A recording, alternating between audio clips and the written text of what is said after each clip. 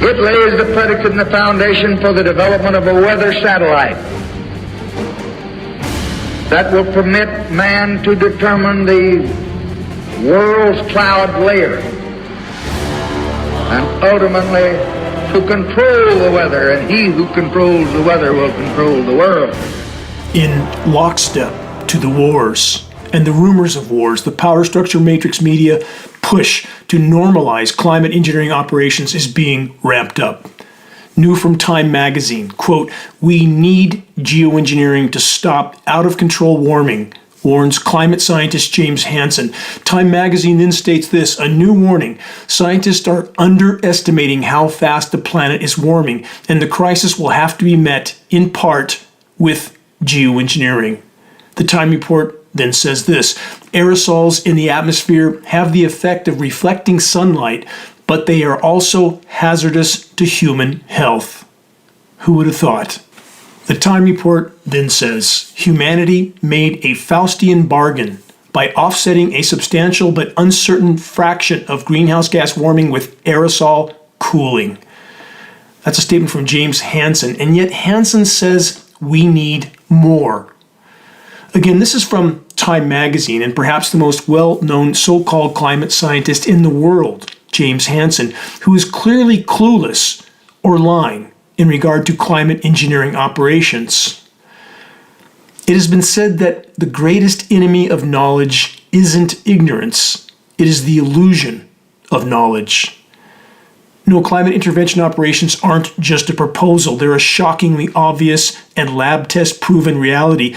And after 75 years of these covert operations, on top of industrialized, militarized societal destruction, I ask this: how's our planet doing so far, given the fact that we now face mathematically certain, extremely near-term planetary omnicide, short of a complete course correction, which doesn't seem likely at this point?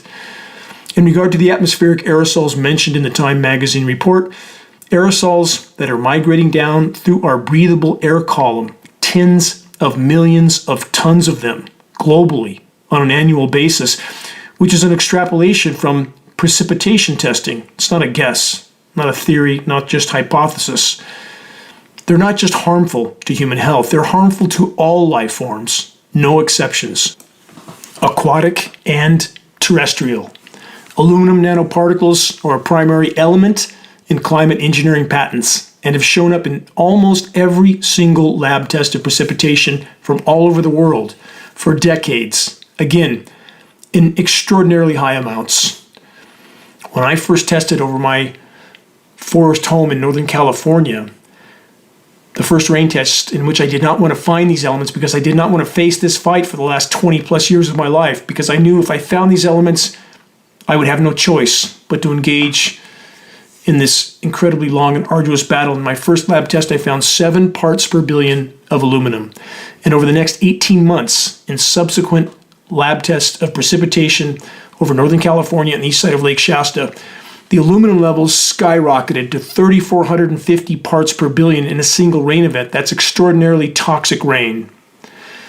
How many in the ranks of the so-called science community adamantly claim that they know for certain that climate engineering operations are just a dangerous proposal, nothing more, while above our heads, all the while, geoengineering operations that have been fully deployed for over 75 years and continually ramped up all along the way are filling our skies with sun-blocking, precipitation-disrupting, biosphere-contaminating, lung-clogging filth.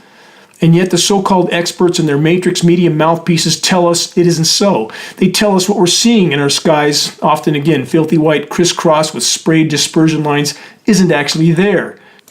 We aren't actually seeing what we're seeing, they say. It's a matter of historical record that the U.S. military weather warfare operations in Vietnam were extremely effective at disrupting the hydrological cycle, thus creating constant flooding, so effective that once the conflict in Vietnam was over, international treaties were implemented to forbid weather warfare. Not that any nation pays attention to the environmental modification treaties. They don't. They couldn't care less. Climate engineering operations can be used to inflict devastating droughts as well on any and all that have resources the Western military-industrial complex and the empire that represents it wants, or on nations that don't comply with the dictates of the empire. Stop and think about it for a minute. There isn't 800 U.S. military bases around the world for no reason. Countries don't just open the door and invite us in. When they're covertly droughted out, when the governments of those countries are brought to their knees, and many of those governments certainly know what's going on, but they're not at liberty to say so unless they want to not live very much longer. But this has been happening in Africa for decades. Countries are droughted out, brought to their knees, and then allow U.S. occupation. Climate engineering, the crown jewel weapon of the military-industrial complex. Climate intervention operations are even more effective at creating devastating droughts than they are at creating devastating deluges, though both are hallmarks of climate intervention operations. With that in mind, this new report, read between the lines, from the UK Guardian, human-caused heating behind extreme droughts in Syria, Iraq, and Iran, study finds. The report says millions of people's lives wrecked by droughts that used to happen once every 250 years, but now are expected once a decade. In fact, they never really end. Just like the drought in California that we are told is officially over, couldn't be further from the truth. Trees are dying faster now than ever. I'll get to that more later in this broadcast. But continuing, extreme droughts that have wrecked the lives of millions of people in Syria, Iraq, and Iran since 2020, it's been happening far before that as well, would not have happened without human-caused global heating, a study has found. They continue, the study also found that existing vulnerability from years of war and political instability had reduced people's ability to cope with the drought, turning it into a humanitarian disaster. Much of that is the U.S. military spreading freedom and democracy around the globe and leaving behind absolute wastelands like the depleted uranium in Iraq. How many people know about that? The depleted uranium munitions used in Iraq, much like the Agent Orange in Vietnam, has left Iraq, regions of Iraq, contaminated virtually forever. U.S. munitions that have a radioactive half-life of 4.5 billion years with a B. There's your freedom and democracy. In fact, if you read in-depth reports on births in Iraq, they state that many mothers don't ask if it's a boy or a girl. They ask if it's deformed or not. That's the legacy that the U.S. military is leaving behind, and Americans have no clue about any of this. I brought a former U.S. Marine medic from a family of military personnel to do a presentation on depleted uranium and what it's doing not only to civilians in various parts of the world, but to our own troops. And how many pretend patriots in the Reading area showed up to hear what Dennis Kine had to say? Almost none. So much for patriotism. Forgive me, I digress. There is much to feel angst over in the last 20 years of marching in this battle to try to expose the insanity on so many fronts. But back to the protracted, devastating droughts in Iraq, Syria, and Iran. Consider and remember, there can be no legitimate discussion of climate anything from any perspective without first and foremost addressing climate engineering operations. For the record, in Syria, 2 million rural people have been displaced, and 12 million people, 60% of the population, are reportedly experiencing food insecurity, aka they're starving. Almost every province of Iran has been severely affected by the droughts and poor harvests, which have caused spikes in food prices. That's how you covertly control societies anywhere in the world, for the record. In the words of former U.S. President Lyndon Johnson, he who controls the weather controls the world, shown on film at the start of every one of these broadcasts. A final excerpt from this report. The researchers said it was vital to plan for more frequent droughts in the future. Yes, there you have it. Plan for devastating drought if you live in a country with oil reserves or any other resources that the empire wants. Again, climate engineering is a key covert method to destabilize populations and thus their governments, making said countries far easier to manipulate, far easier to confiscate their resources by force, cut off their rain, and devastate their food supplies. That's how it works. Am I saying that there wouldn't be climate disasters without climate engineering? No, absolutely not saying that. I've never said that. But what I'm saying is when we can see specific regions targeted so consistently, and we can see these operations on satellite imagery, we cannot say that without these operations that disaster wouldn't have happened. We know that they're related because, again, all that I just outlined. We can see it happening on satellite imagery.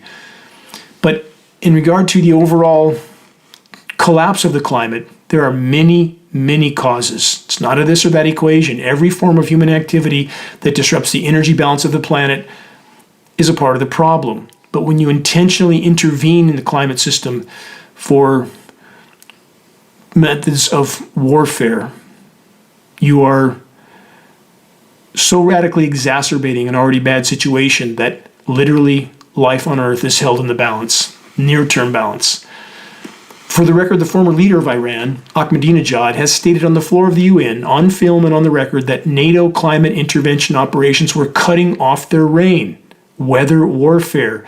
And now, as the UK Guardian has just stated on the record, Syria and Iraq are experiencing exactly the same. Should that come as any surprise? I think not. How many remember the list of resource-rich Middle Eastern countries that were targeted immediately after the events of 9/11? How many know that subsequently every one of those countries descended into a once-in-a-thousand-year drought? Just another coincidence? You decide. And also, for the record, the laws of physics clearly state that the atmosphere holds 7% more moisture for every degree C of warming. Based on unfiltered frontline data from countless locations, we've already exceeded 3.5 degrees of warming above pre-industrial baseline temperatures. Translation: there must be more overall precipitation on a rapidly warming world, not less. And even more glaring is the fact that the most targeted countries for protracted drought are always countries that have the resources the military-industrial complex empire needs to keep its juggernaut of destruction fueled. Moving on, what current core conflict zone has extensive untapped hydrocarbon reserves, aka oil and gas? Consider, this report headline is from the United Nations Conference on Trade and Development, the unrealized potential of Palestinian oil and gas reserves. The United Nations report then states, quote, geologists and resource economists have confirmed that the occupied Palestinian territory lies above sizable reservoirs of oil and natural gas wealth in Area C of the West Bank and the Mediterranean coast off the Gaza Strip. Next, an intriguing headline from finbold.com. Listen carefully. Members of Congress bought war stocks ahead of Hamas attack on Israel. That's interesting, isn't it? Question, is there much, much more to what's taking place in the Middle East than what Matrix Media is telling us? So much more than the mind-numbing simplistic mantra that, quote, we're good and they're bad. Does that question even deserve an answer? And through all the orchestrated wars, collapsing ecosystems, collapsing food supplies, collapsing societies, there is the scripted U.S. election circus of mass distraction. So many completely caught up in the stupidity every time. And all of it meaningless. You're listening to the weekly installment of the commercial-free, non-political Global Alert News Hour, the end of the world as we know it broadcast, brought to you by Geoengineeringwatch.org, the largest and most visited website in the world on the subject of global climate engineering operations, aka weather warfare. Reaching a critical mass of awareness is the only way forward in this fight. We must reach a critical mass by starting a conversation on climate engineering that leads people to a credible source of data. Geoengineeringwatch.org will continue all of our efforts to be the go-to source on covert climate engineering operations. Moving on from thehill.com, California scientists suggest a strategy to, quote, eat our way out of the climate crisis. The report then states, commercializing the production of synthetic dietary fats could relieve pressure on a global agricultural sector that is struggling to decarbonize, a new study has found. This is so ludicrous. Follow me through with this. They continue, the widespread manufacture of farm-free food could yield numerous environmental and societal benefits, enabling people to, quote, eat our way out of an unfolding and accelerating climate crisis. This is according to the study authors who published their findings Monday in Nature Sustainability. The authors further said that they focused their attention on fats rather than carbohydrates or proteins, as fats are, quote, the simplest nutrients to synthesize thermochemically. That doesn't sound very tasty, does it? The Hill report continues with this. Doing so, they, the authors, explained, would be comparable to the process that underlie large-scale soap making and polymer chemistry. Nonetheless, the science report authors acknowledged that people might be wary of accepting food that was generated in this manner. I wonder why.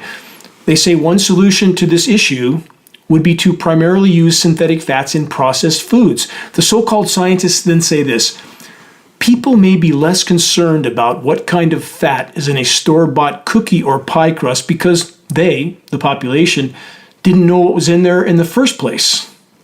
Well, there you have it. This entire report, this entire mentality is the epitome of the driving force behind our now mathematically almost certain near-term self-extermination, literally. Continuing on the same theme, insanity and self-annihilating stupidity. This headline, Overcoming the Climate Crisis with Trade-Based Strategies, from that report. Economic growth, they say, is still possible. The report says, due to changes in temperature leading to new shipping routes. Let's take a moment to consider how clueless this headline and report conclusions actually are. Shipping routes that can and are now crossing the Arctic even in winter due to the rapidly melting ice isn't a good thing. It's nothing more than a momentary perceived benefit by disaster capitalists while the planet as a whole hurtles toward total collapse. The cryosphere, aka the planet's ice deposits, are melting down in the geologic blink of an eye. We're already in a runaway climate collapse scenario, climate engineering further fueling the fire while simultaneously compounding the complete contamination of the planet. On that note, new from the UK Guardian, US faces almost daily hazardous chemical accidents exposing people to dangerous toxins through fires, explosions, leaks, and spills. And it's not just the US. The insanity just described has become the norm all over the world, and what's occurring above smoke canopies of forest fires and very possibly the types of accidents just described. We see blanket aerosol spraying. Why are they doing that directly on top of the smoke canopies, and none of that contamination is reported? None. But it's there. Bet on it. Another case in point, also from The Guardian. These levels are crazy. That's the report headline. It then continues, Louisiana tap water sees huge spike in toxic chemicals. Again, for the record, this headline is the proverbial tip of the iceberg for toxic tap water pollution. From SciTech Daily, this, bloodthirsty ticks invade Ohio. A lethal infestation decimates cattle.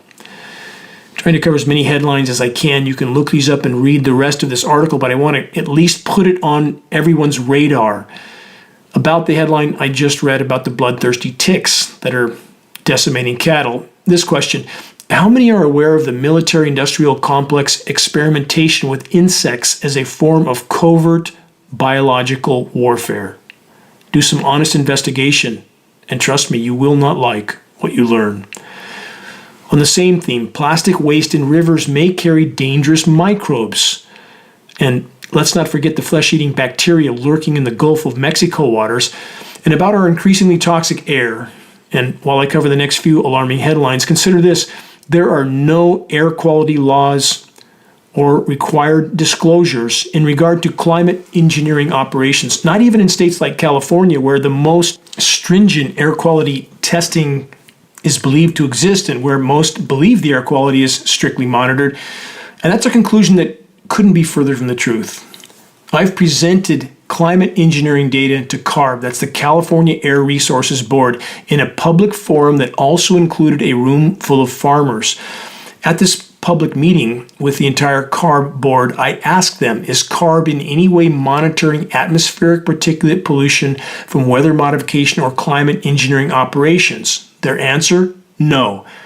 They said that isn't in our jurisdiction, thus it isn't our concern. A high-ranking California EPA official, in a face-to-face meeting I had with him at the California State Capitol in Sacramento, told me to my face, quote, "We don't care if the rain is radioactive. We don't test for that. We're told to test for specific combustion particulates only. The rest of the samples go out the window." Literally what I was told. And before I cover the following headlines, also remember and consider this. Most so-called air quality monitoring tests for PM10, that's 10 microns. A select few monitor down to PM2.5. Nanoparticles, by far the most harmful size of air pollutants of any element, and also what is utilized in climate engineering operations, are not monitored in any way. You can't find what you're not looking for, can you? With all that in mind, from the age.au.com, thunderstorm asthma alert issued for much of Victoria after hundreds sent to hospital. The report then states, quote, "Go inside, close your windows and doors until the storm has passed, and turn off air conditionings or anything that brings outdoor air in." Stop and think about this scenario. So-called thunderstorm asthma, forcing many to flee to emergency rooms. And the warning from officials is to barricade yourself inside your home, sealing up any outside ventilation if you want to avoid extreme breathing difficulties and a potential trip to the emergency room. Here's more puzzle pieces. First, let's rewind to 2016 for this science study report title from BMJ.com. Hospitals overwhelmed with patients after, quote, thunderstorm asthma. Now fast forward to 2021. This is a report from livescience.com. Scientists probe mystery of, quote, thunderstorm asthma event that sent thousands, in that case, to the emergency room. Yet again, the so-called scientists are clueless, though they often cobble together some sort of yarn to explain away what they refuse to tell the truth about, which would be a bad career decision for them. Climate engineering operations are saturating our breathable air column with who knows how many various forms of climate engineering elements. Convective storms, like thunderstorms, are commonly targeted by weather makers with chemical ice nucleating cloud seeding operations. Thus, the ever more frequent extreme hailstorms and flash cooldowns on the surface, or snowstorms hours after 80-degree temperatures. That's not nature. That's climate engineering. So, minus the engineered winter weather warfare, how hot is it? From CNN, humanity just lived through the hottest 12 months in at least 125,000 years. They continue. Two major reports published this week paint an alarming picture of this unprecedented heat. Humanity has just lived through the hottest 12-month period in at least, based on paleo data, 125,000 years.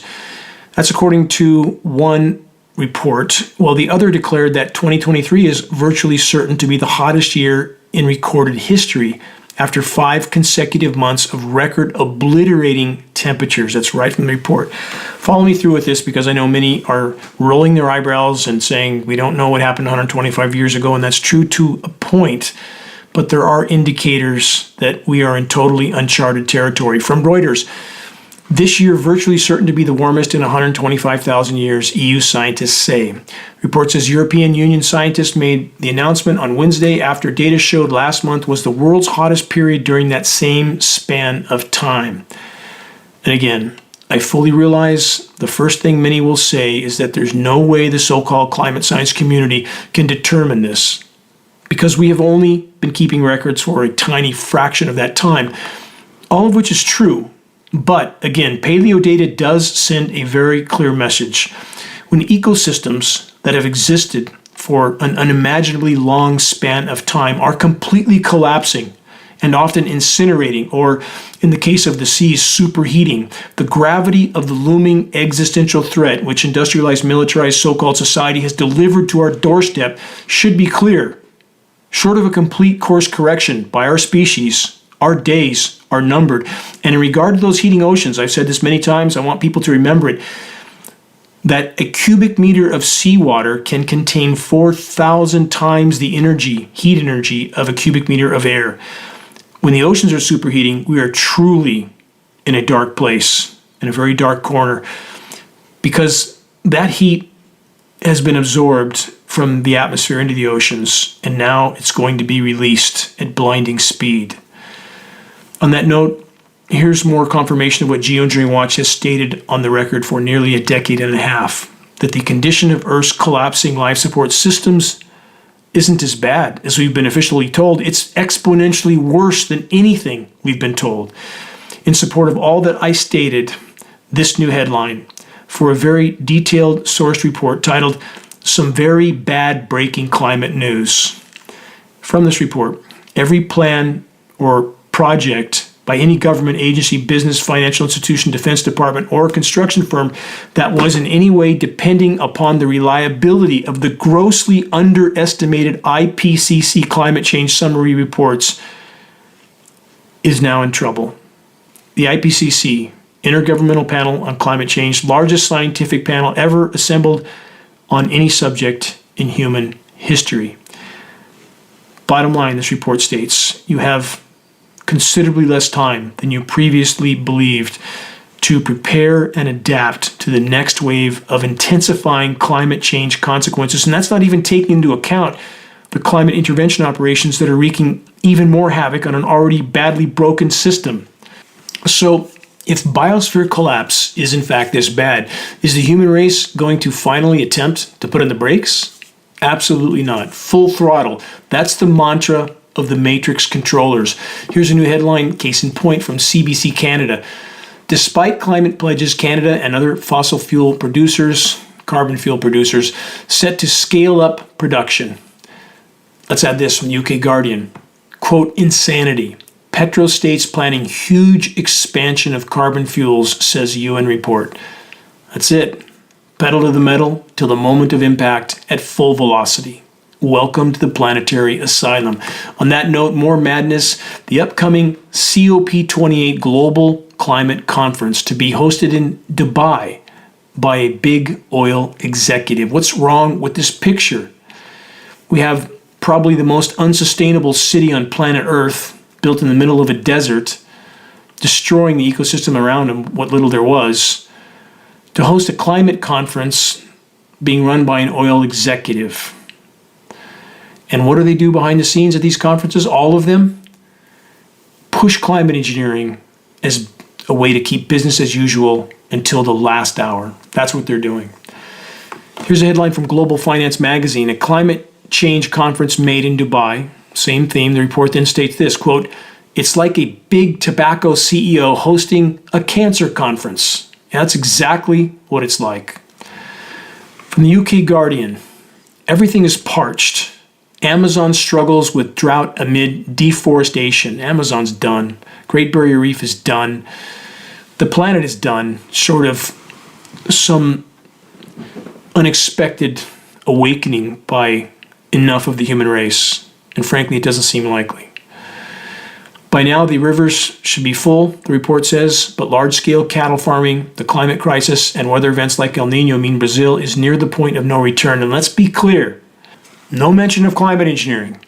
Of course, it's a given that the Guardian report makes no mention of the single greatest climate disrupting factor of all, global climate engineering operations.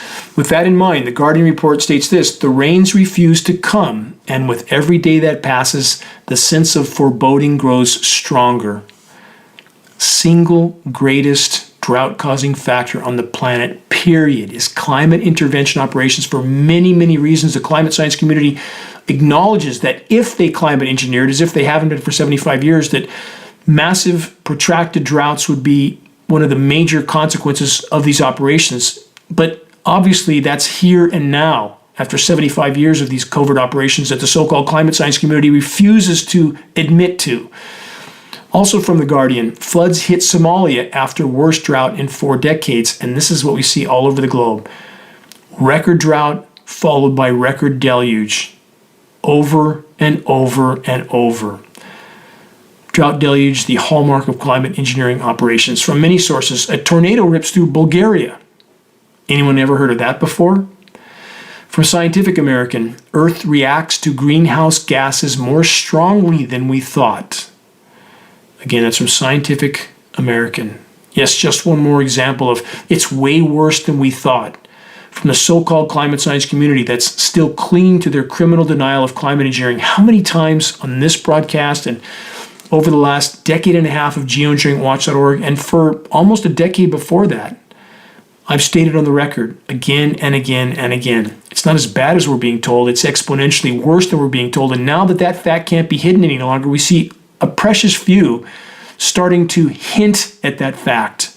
Let's hope they find their backbone and stand up, band together, and tell the whole truth while it can still make a difference. From news.un.org, aka the United Nations news source, this: tipping points of risk pose new threats, UN report warns. They say tipping points are reached when the systems we rely on stop functioning as designed, amplifying the risk of catastrophic impacts, according to new research published by the United Nations University and the Institute for Environmental Human Security. They say with these risk tipping points, it is as though we are approaching a cliff that we cannot see clearly ahead of us, and once we fall off the cliff, we can't easily go back.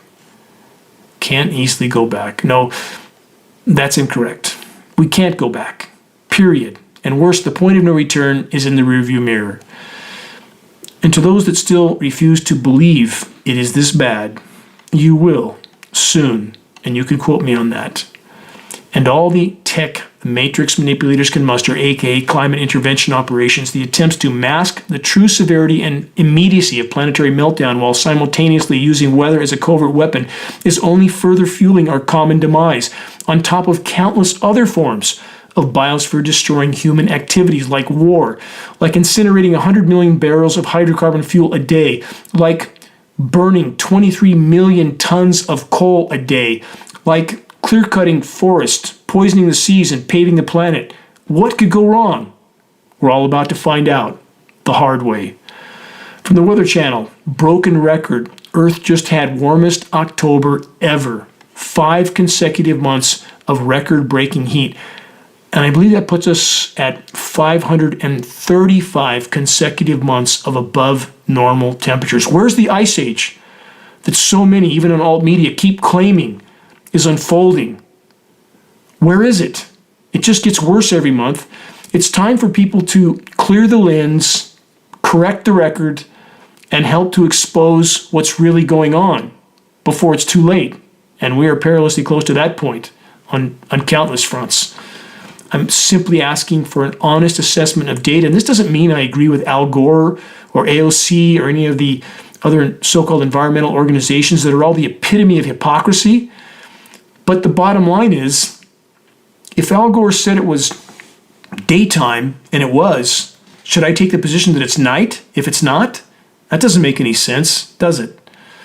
Al Gore did exactly what the power structure wanted him to do: make people hate you so much that they, without conscious thought, take the opposite position of whatever you say, Mr. Gore. Good job. From the post.co.nz, exceptional heat demolishes national records for November. From this report, November opened with a slew of heat records from North Africa to East Asia as abnormal warmth swelled over the Eastern Hemisphere. Over 900 locations in China recorded their highest November temperatures on record, the most extreme event in Chinese climatic history. The focus of the heat moved to Japan, where more than a third of the country, over 300 stations, established November high temperature records, including a nighttime low as warm as 30 degrees C. That is absolutely insane. In Japan, in November, it's not cooling off at night because the planet has a thickening atmosphere. And when you thicken the blanket, it gets warmer, and climate engineering is a part of that process, deflecting some daytime heat but trapping even more of it at night, destroying the planet's life support systems in the process, obviously further fueling the warming, as I've stated relentlessly for how many years. The report says many more records look set to fall over the next week. Underneath these heat domes, the report says, sunshine is abundant and clouds and precipitation are scarce, a recipe for warmth. As the warm air dries out the land surface, it heats up faster in a vicious, self-reinforcing cycle.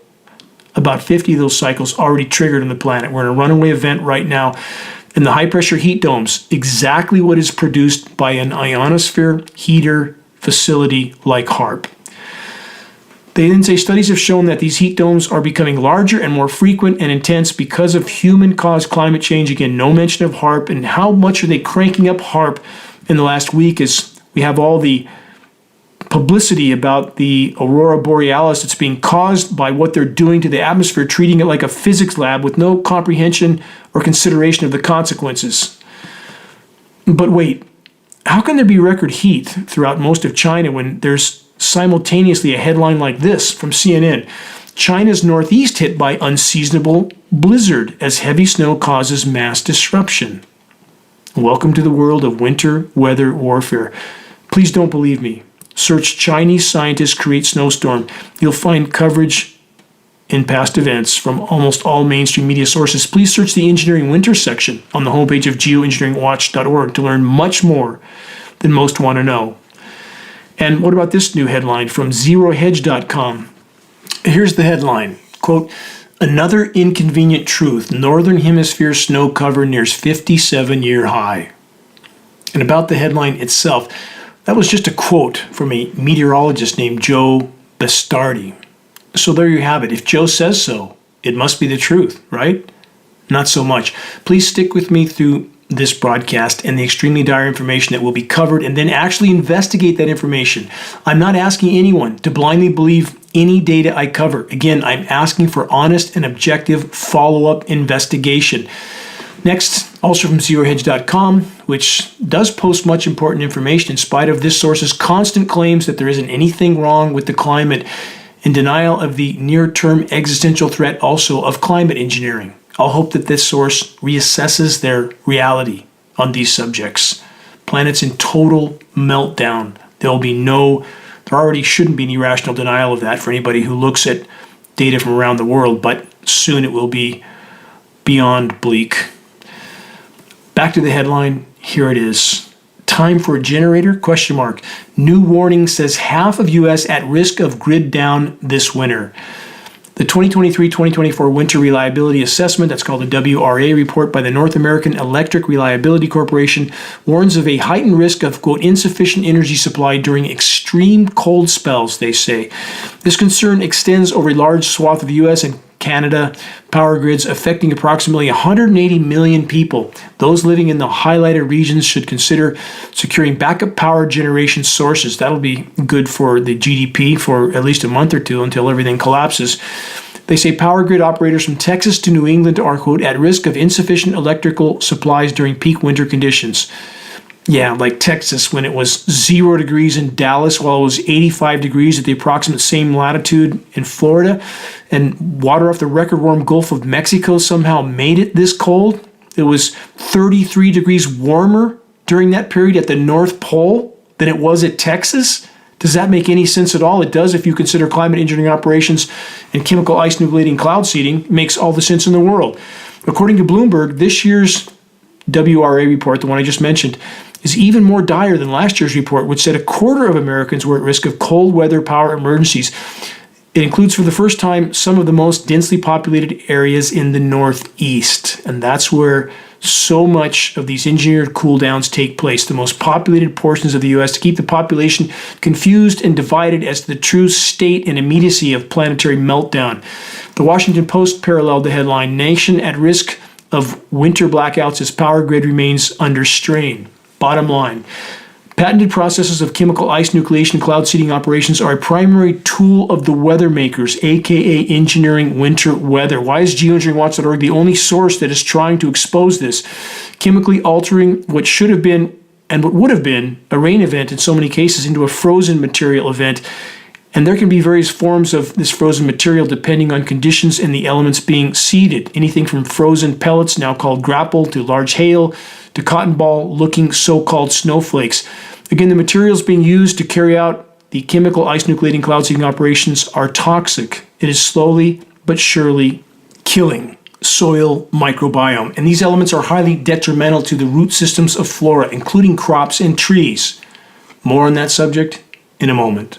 You're listening to the weekly installment of Global Alert News, the Bad News Broadcast, installment number 431, November 11th, 2023. This is Dane Wigington, your host. Global Alert News is brought to you by Geoengineeringwatch.org, the largest and most visited website in the world on the subject of climate intervention operations known as geoengineering. The commercial-free, non-political Global Alert News Hour is broadcast on AM and FM stations throughout the country. All recent recordings of this broadcast can be found on the homepage of geoengineeringwatch.org under the recent column. I'm skipping the rest of the usual announcement. Too many headlines to cover, not enough time for the on-air broadcast. On that note, moving on. Back to the climate engineering fallout impacts on forests and about the sheer quantities of this fallout. Stop and consider the amount of sprayed atmospheric filth that it takes to blot out the entire formerly blue skyline, and all of it falling to the surface where we get to inhale it with every single breath we take. From phys.org, this climate change, they say, is turning swaths of California's mountains into, quote, zombie forests.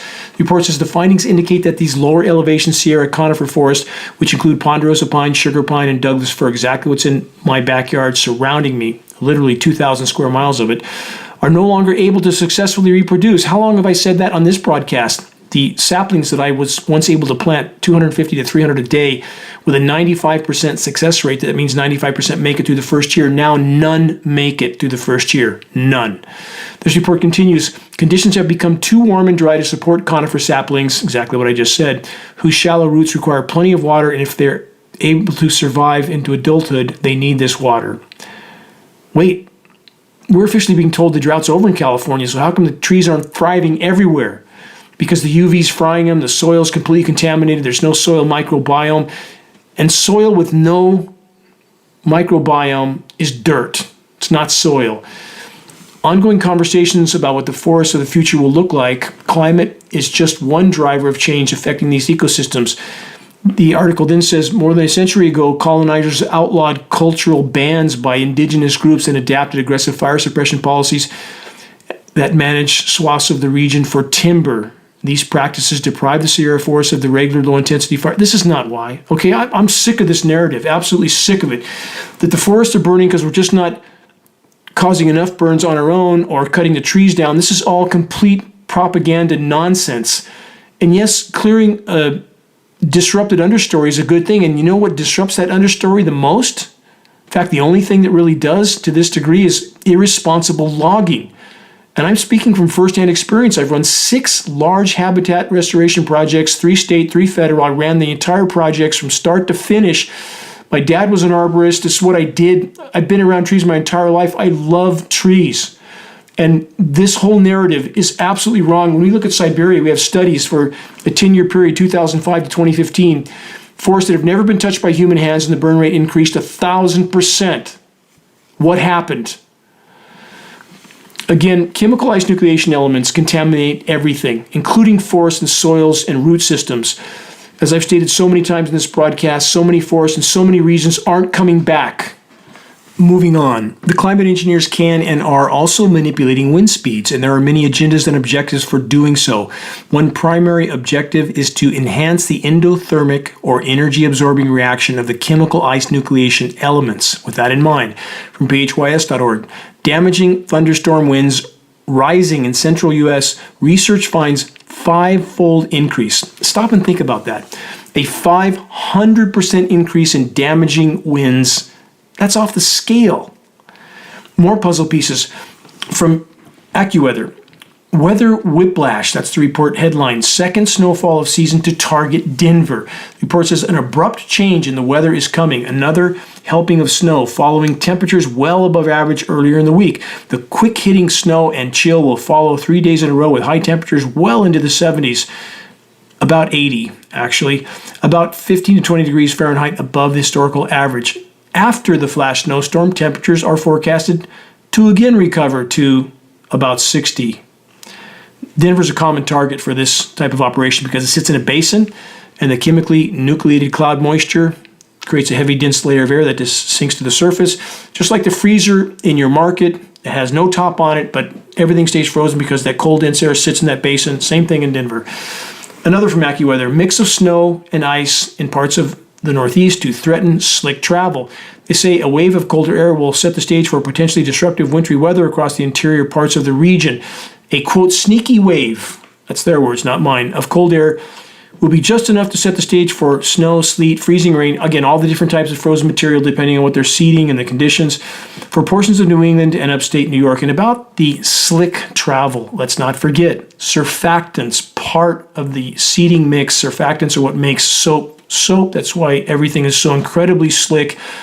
And about the freezing rain, which you always have now, because often these materials hit the surface before they set up and freeze, and we have the whole of the so-called meteorological community lying through their teeth about what's really happening, what's really causing this.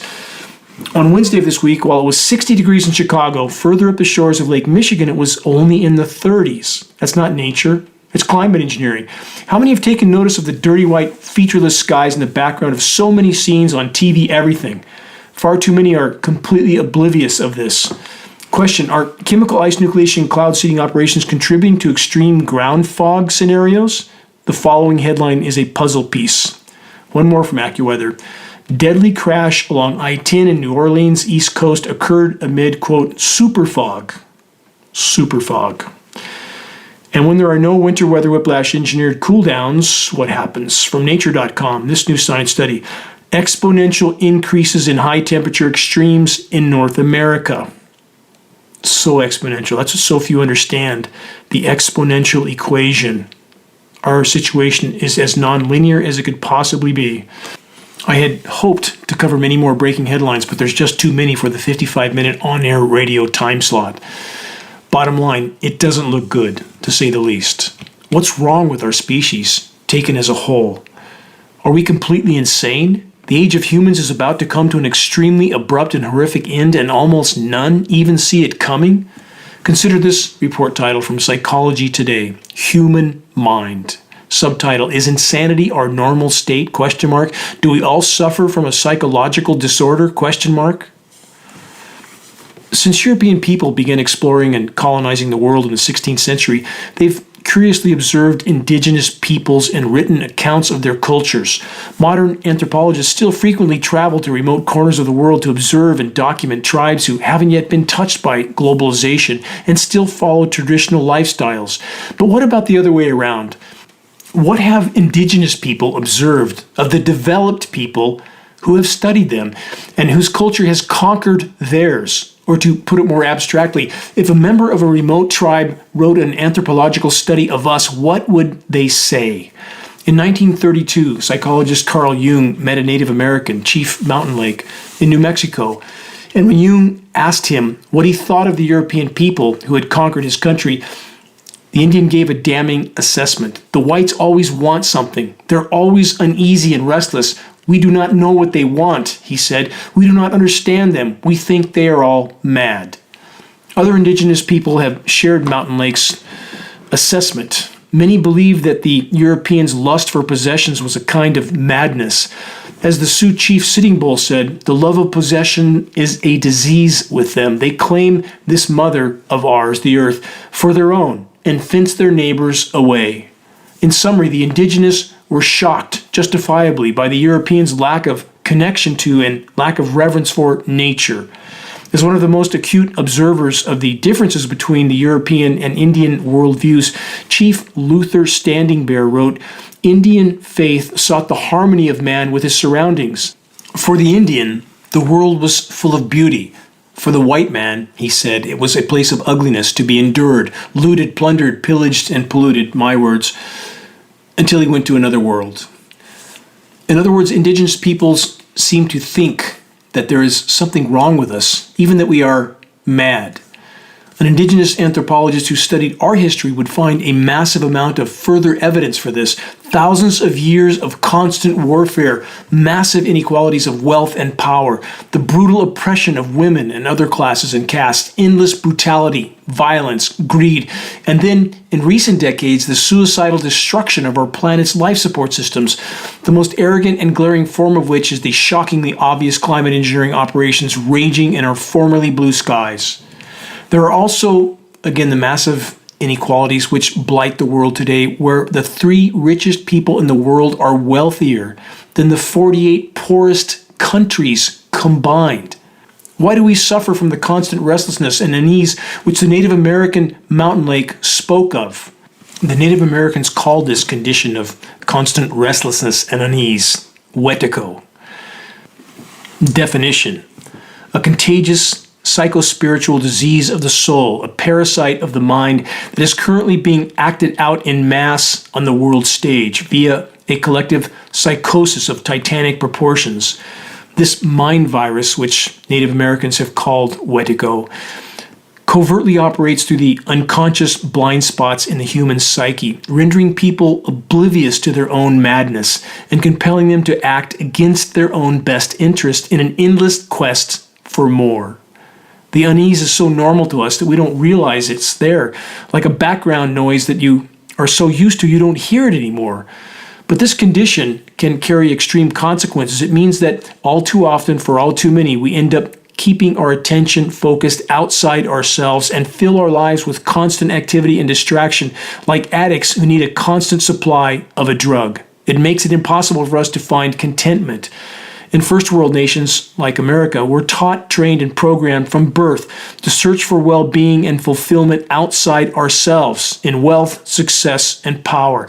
And because of this constant quest and because of the resources necessary to fulfill it, the quote, American dream, war, oppression, and brutality has resulted all too often under the guise of spreading, quote, freedom and democracy. Far too many willingly embrace the lie because the lie is necessary in order for them to continue in the paradigm that I've already described. Industrialized, militarized, so-called society, which was doomed from the beginning. It was never sustainable and which is already well into the final chapter of complete collapse. The question that remains is this: will anyone survive what's coming? Or more clearly, will anything survive what's coming? And no one wants to hear this. I fully realize that. And I don't want to say it. But it needs to be said. It needs to be heard. It needs to be understood, because short of this, we have no chance. None.